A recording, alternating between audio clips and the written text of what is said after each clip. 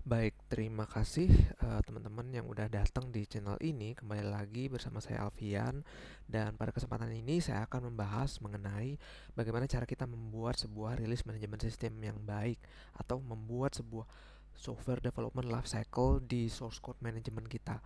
Misal kita memiliki GitHub atau memiliki GitLab, dan bagaimana sih cara kita ngatur sebuah code itu, dan bagaimana cara kita berkolaborasi dengan teman-teman kita, kolega-kolega teman kerja kita gitu ya, di sebuah organisasi. Dan ya inilah video yang mungkin tepat untuk teman-teman untuk bisa sama-sama belajar, karena saya juga masih belajar untuk bisa mengembangkan release management system yang baik dan commonly digunakan pada beberapa company di Indonesia ya. Tanpa basa-basi lagi ya, kita akan coba coret-coret saja di draw.io supaya lebih kontekstual juga. Oke, kita misalkan ada tiga software engineer nih. Ini problem statementnya ya. Bagaimana cara mereka bisa berkolaborasi untuk membuat sebuah aplikasi baru misalnya di SCM atau Source Code Management. Kita bisa misalkan GitHub atau GitLab atau Bitbucket. Namanya Node.js ini, mereka menggunakan framework Node.js. Nah, nama aplikasinya mereka namakan Clear seperti itu. Dan ada orang-orang yang sudah melakukan inisialisasi, membuat sebuah repository, dan ada init commitnya di Node.js ini ya, di branch main. Biasanya ada branch default, itu branch main atau master ya. Nah, ini sudah ada isinya, tapi hanya initialization saja. Dan masing-masing dari software engineer ini akan melakukan pull dari branch main ini ya, atau master, untuk membuat yang Alfian ingin membuat fitur A, Renaldo fitur B, dan Albar ingin membuat fitur C. Oke, gimana sih cara mereka kolaborasinya nih? Menarik ya. Coba kita tarik ke bawah ya. Kita namain ini, namanya default branchnya main atau master. Oke, ini kita kasih panjang aja. Misalnya, oke, tadi fitur A itu ditarik dari branch main, fitur B ditarik dari branch main, C juga sama demikian ya. Alfian, Ronaldo, dan Albar. Kita coba bikin cara narik garis pakai ini. Mungkin ini kita bikin kayak startnya gitu ya. Jadi lebih enak, ada time domain di sini. Ke kanan berarti timenya berjalan seperti timeline gitu ya. Di sini kita namain fitur A seperti itu. Ditarik, ini di pull ya, di pull dari master. Oh, ada juga fitur B bersamaan nih. Ya, mohon maaf ya, soal proporsionalnya mungkin gak terlalu proporsional. Fitur B juga ditarik dari master, dan fitur C pun juga sama. Tapi mungkin belakangan ya, kita coba ada variasi sedikit. Ini agak agak mundur di sini. Jadi fitur C ini agak belakangan. Di sini fitur A udah commit berapa kali di sini. Misalnya ada commit A, commit 1 deh, commit 1, 2, commit 3 kayak gitu ya. Tapi saya buat 2 aja biar hemat tempat, dan seterusnya seperti itu. Fitur B ada commit juga sama, fitur C juga ada commit, tapi kita samain aja gitu. Anggaplah ada gitu ya. Oke, fitur A ada commit-commit, fitur B si Renaldo juga melakukan commit-commit sesuatu gitu untuk fitur B. Fitur C juga ada commit 1 2 seperti ini ya. Untuk melakukan apa namanya, merge ya, untuk melakukan sebuah penggabungan itu biasanya memang sudah disediakan oleh SCM-nya gitu. Jadi SCM sudah punya ada tiga metode ya. Ada, kita contohkan, misalnya ada di repository ini, kita cari ada nggak sih pull request. Nah, ini sudah ada pull requestnya. Nah, di sini kan ada metode untuk melakukan penggabungan gitu ya. Ada tiga, ada create and merge commit, ada squash and merge, ada rebase and merge. Pada umumnya kita menggunakan squash and merge supaya apa? Nah, kita bisa baca nih. Kalau yang create and merge commit itu semua commit-commit yang ada di branch ini. Commit itu apa sih? Commit itu mungkin kalau teman-teman yang belum tahu, ini ya commit. Misalnya saya melakukan perubahan. Nah, ini misalnya saya melakukan perubahan. Nah, ini ada commitnya nih, commit hashnya. Dan kalau ada perubahan ada commit hash, kalau ada perubahan ada commit hash, seperti ini perubahannya. Nah, commit-commit yang ada kalau kita menggunakan create and merge commit itu akan diduplikat ketika nantinya kita gabungkan di sebuah branch main atau branch defaultnya gitu. Jadi semua commitnya kelihatan tuh. Dan itu biasanya berantakan banget. Tapi kalau squash and merge ini beda lagi. semua commit yang ada di pull request ini akan digabungkan menjadi satu commit dan itu akan ditambahkan ke base branch atau ke base branch defaultnya atau main. Kalau rebase dan merge itu akan beda lagi. Itu akan di rebase dulu commitnya, baru akan ditambah ke branch main atau di merge ya. Jadi seperti itu. Dan pada umumnya supaya lebih cantik kita menggunakan squash and merge. Jadi ya itu adalah overview sedikit ya. Biasanya setelah selesai nih, fitur A sudah selesai, commit 2 ini adalah commit akhir. Alfian sudah melakukan commit yang paling akhir dan sudah testing di lokalnya. Dia akan melakukan squash and merge ke main master lagi. Ini bentar ya. Ini squash and merge. Nah, seperti itu. Artinya di main ini sudah mengandung fitur A. Nah, itu emang expected. Jadi main atau master ini isinya boleh apapun gitu. Mau itu fitur A, fitur B, fitur C yang sudah digabungkan, semua boleh ada di sini. Semua boleh ada di sini. Oke. Bagaimana dengan fitur B dan fitur C? Itu sama. Misalnya fitur B udah selesai nih. Ronaldo sudah selesai melakukan developmentnya. Ya udah tinggal squash and merge. Sama halnya melakukan squash and merge juga gitu. Ini kita squash and merge di sini sama squash and merge juga, dan ini juga melakukan squash and merge. Dan setiap adanya squash and merge ini memang habitnya sebelum itu ada namanya peer review proses dulu ya. Sini peer review proses sebelum ada squash and merge, dan ini juga ada peer review prosesnya juga. Yang ini juga ada peer review proses dan squash and merge ya. Jadi nanti fitur A dan fitur B sudah ada di branch master di bagian sini. Ini kita namain merge aja ya. Nah, identifier merge, ini juga identifiernya merge. Ini merge 1 lah, merge 1, merge 2, dan ada merge 3 nih. Nah, jadi nantinya main dan master di titik ini ya, di titik ketika fitur C ini sudah di squash and merge di M3, hasilnya semua fitur sudah lengkap, fitur A, B, C sudah ada. Jadi di sini expectednya adalah fitur A, B, C sudah ada. Sini ya, ini kita tarik fitur A, B, dan C sudah ada. Artinya sudah lengkap. Tinggal apa nih selanjutnya ya? Tinggal gimana caranya kita melakukan deployment atau gimana sih cara rilis. Rilis itu diambil dari yang mana sih sebenarnya? Nah, rilis itu kita best practice-nya adalah tidak menggunakan branch fitur. Misalnya, rilis manajemen lifecycle kita ada server development, ada server staging atau environment ya kita sebutnya, server environment staging, server environment development, server environment production. Setiap environment spesifik, misalnya development, staging, dan production itu punya policy-nya masing-masing. Tapi itu biasanya emang tergantung dari perusahaan ya. Tapi pada umumnya server development itu bisa diisi dengan fitur C dengan commit-commit yang ada di sini ya. Jadi development ini commit 2 misalnya ini bisa masuk ke sini. Ini bisa di-deploy secara langsung ke sini. Gimana dengan server staging? Nah, biasanya kalau server staging akan dipromote dari server development. Seperti ini ya. Ini ada promote. Setelah commit ini masuk ke server development, ini yang luxury-nya banget. Tapi biasanya sih langsung staging aja, nggak ada development. Lebih bagusnya ada development. Jadi dari commit ini masuk ke server development dulu, baru ke server staging nanti ya. Ini ada promote. Mungkin secara otomatis bisa juga ada human interventionnya juga bisa. Ya tergantung ya. Bisa dirilis dulu mungkin dari commit ini bisa dirilis dev, branch, fitur C misalnya, dan itu akan di deploy secara manual to staging gitu. Misalnya dev fitur C commit 2 gitu ya. Ini tagnya. Nah, ini bisa seperti ini juga. Tapi ya udah sebatas itu aja gitu. Sebatas kita nge-promote server staging, dan ini pun nggak akan dipromote langsung ke production karena ya kurang best practice, karena production itu skopnya bukan di sini. Tapi di sini ya. Production kita pisahin sebatas ini aja. Tapi production kita bisa pisahin nih. Misal oke.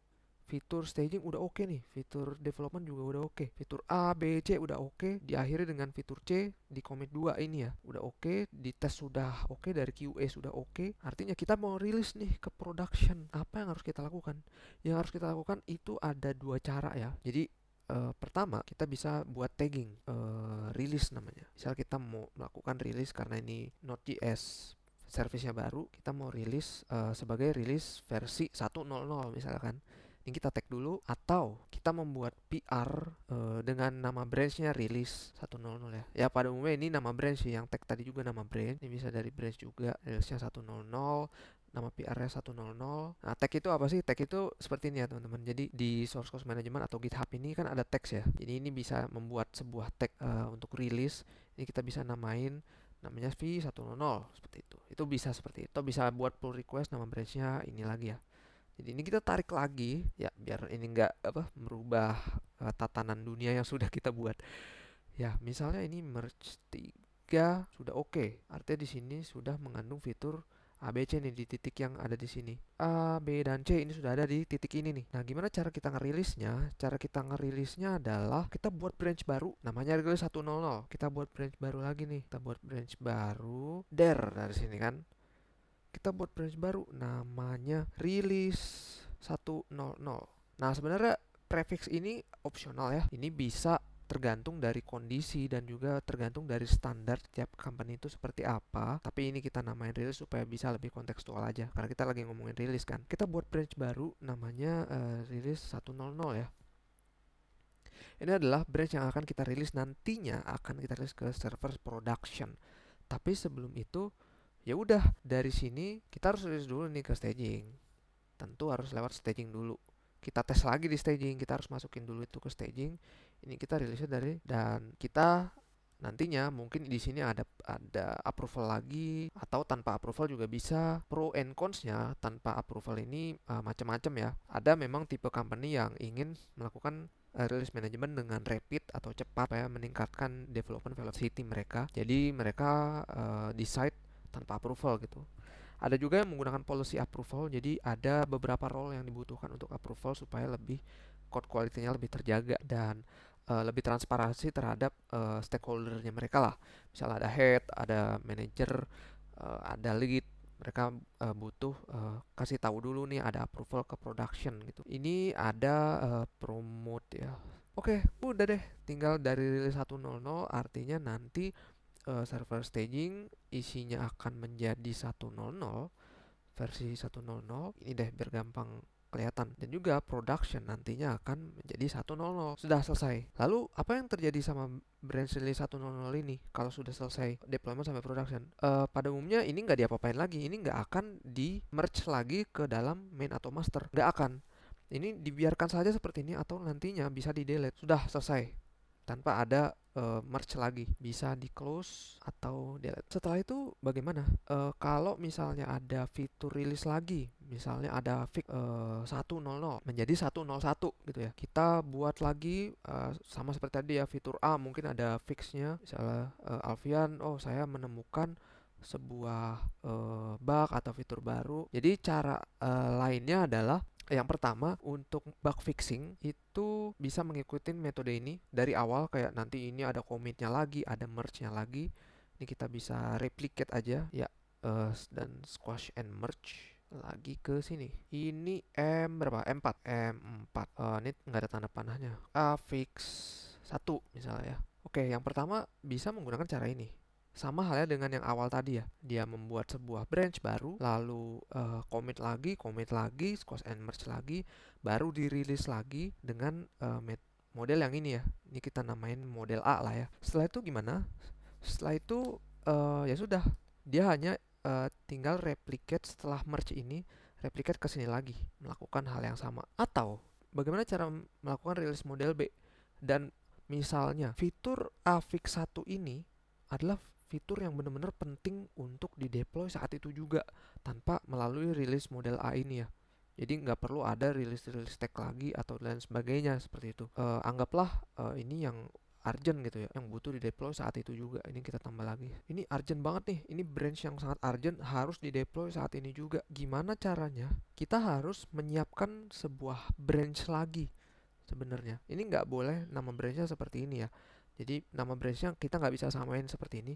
Tapi best practice-nya adalah untuk sebuah hotfix ya, kita sebutnya hotfix. Hotfix itu adalah bagaimana cara kita memperbaiki sebuah bug fixing yang lumayan urgent dan perlu dideploy dengan cepat, itu namanya hotfix. Dan ya, gimana cara kita namainnya hotfix ini? Jadi namanya hotfix ya. Branch ini hotfix hotfix ini akan langsung dibawa, lebih aman sebenarnya bisa juga ke staging gitu ya. Staging nggak apa-apa. Yang langsung ke production biasanya itu rollback aja sih. Hotfix ini biasanya ke staging dulu dan langsung itu pula dirilis ke production. Sama seperti ini ya. Kalau yang ini, jadi kalau yang ini kan rilis model A ini setelah branch release ini di deploy ya ke staging ini tanpa approval atau approval, ini kita bawa juga deh. Jadi harapannya ini adalah release hotfix dengan tagging 101.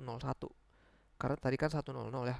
Berarti artinya dengan semantic version yang ada, kita naikkan ini menjadi 101 dan sini juga 101. Oke. Ya, untuk yang release branch model A ini kan sifatnya adalah short lived branch ya. Artinya ini akan di delete setelah dia sudah melakukan deployment atau kapanpun lah di delete-nya terserah. Dan di branch release ini ada policy yang kedua ya.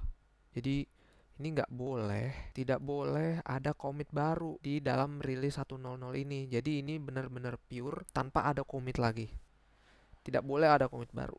Sedangkan kalau kita bandingkan dengan yang ini ya, yang hotfix ini policy yang kedua ini boleh ada commit baru dan ada commit hash baru yang bisa digunakan sebagai identifier untuk melakukan deployment associated dengan branch hotfixnya. Berarti kita bisa sisipkan di sini di tengah ada sebuah commit baru. Kita pakai ini deh biar lebih ringkas ya. Ini bisa ada commit 1, ada commit 2 dan seterusnya ya. Baru di deploy ke staging dan production. Tapi taggingnya bebas, bisa ditambah lagi, bisa tetap di 101, itu bebas. Itu tergantung dari logical nanti yang akan dibuat di CI/CD-nya seperti apa. Dan ini boleh nih commit 1, commit 2 karena kan namanya hotfix ya.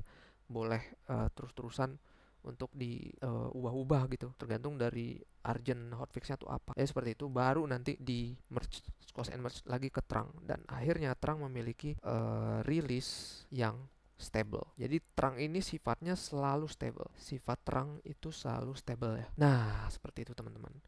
Sudah selesai di deploy ke production. Setelah itu apa? Setelah itu branch hotfix ini akan kembali di merge squash and merge ke production ke branch main atau master atau ke branch base branch-nya ya. Squash and merge lagi. Ada namanya M5. Nah, bedanya itu ya. Kalau rilis model A tadi, ini branch release itu harus di delete branch-nya. Terlepas dari apapun itu karena taggingnya sudah dibuat. Nah, nanti yang tersisa hanya tagging saja. Jadi branch-nya sudah hilang lah. Kita namain ini release model B. Ini custom penamaan dari saya saja ya. Kita coba wrap up lagi dari awal. Misalnya ada sebuah fitur A, B, C ingin digabung, ya sudah, mereka tinggal squash and merge, squash and merge, squash and merge. Ada commitnya, tinggal gabung aja. Nanti cara ngedeploy-nya ya ada berbagai macam cara. Kalau misalnya ke environment development, itu bisa dideploy dari commit yang ada ya. Bisa dari commit fitur A ini, commit 1 bisa dideploy langsung ke server development kalau ada environment-nya. Lalu nanti dari server development bisa dipromote ke staging untuk mungkin ada sebuah testing tertentu ya. QA butuh commit ini untuk dites secara langsung di staging seperti itu. Dan setelah itu, setelah semua branch-nya sudah merge ke main, fitur ABC sudah ada, ini ada bisa pengembangan ini lagi, bisa cycle ini lagi akan terjadi. Ada juga ada fix dengan model yang A ini ya, release-nya dengan cara kita membuat branch baru namanya release 100 atau kita bisa buat tagging dan PR itu kita deploy ke server staging dan server production dengan versi 100 atau versi yang initnya 100 dan branch ini pun tidak boleh di merge lagi ke main tapi hanya sebatas untuk ngedeploy saja. Jadi ya akan outcome-nya akan di-delete. Nah, cara yang kedua, ini kalau ada hotfix yang benar-benar butuh cepat di-implement di server. Nah, ini akan dibuat branch-nya sendiri namanya hotfix dan hanya branch hotfix yang boleh langsung deploy ke staging atau prod. Nah, seperti itu.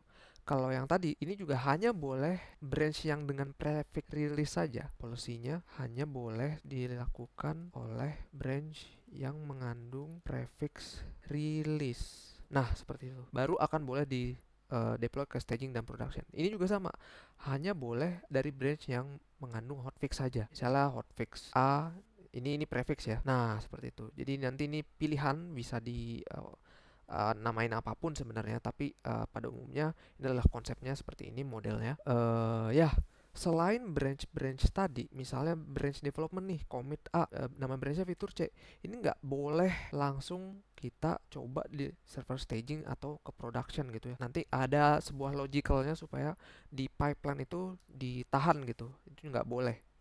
Jadi hanya boleh yang rilis, yang hotfix, dan yang commit ini hanya boleh ke server development aja kalau ada. Kira-kira seperti itu ya cara bagaimana sih sebagai software engineer dan branching model apa yang kita gunakan di company ya. Jadi seperti inilah branching model ya. Dan kita sebut metode ini adalah metode source control branching model ini adalah namanya adalah trunk based development.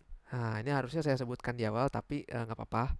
Ini saya sebutkan setelah semuanya selesai ya. Jadi cara kerjanya seperti ini. Sebenarnya banyak model yang lainnya seperti Git flow atau custom model. Mungkin ada company yang besar banget mereka bikin model sendiri itu juga bisa. Tapi pada umumnya mostly 80-70% pakai model ini ya, trunk based development. Harusnya sudah cukup sampai sini aja sih ya. Jadi mungkin yang lain-lainnya akan saya kembangkan di video berikutnya ya. Akhirnya mereka bisa membuat clear dengan nyaman nih, bisa berkolaborasi, bisa buat fitur A, B, C lagi dengan beres, dengan oke, dengan harapan tanpa ada konflik, tanpa ya semua mindsetnya sama dengan menggunakan trunk based development branching model ini ya. Terima kasih teman-teman yang udah gabung di video ini. Semoga videonya bermanfaat dan bisa menjadi sebuah metode yang berguna nantinya kalau anda atau teman-teman lainnya bisa sebagai software engineer di company atau sebagai DevOps engineer juga yang ingin mempropose trunk based development model di sistem pipeline-nya. Terima kasih banyak. Sampai jumpa di video berikutnya.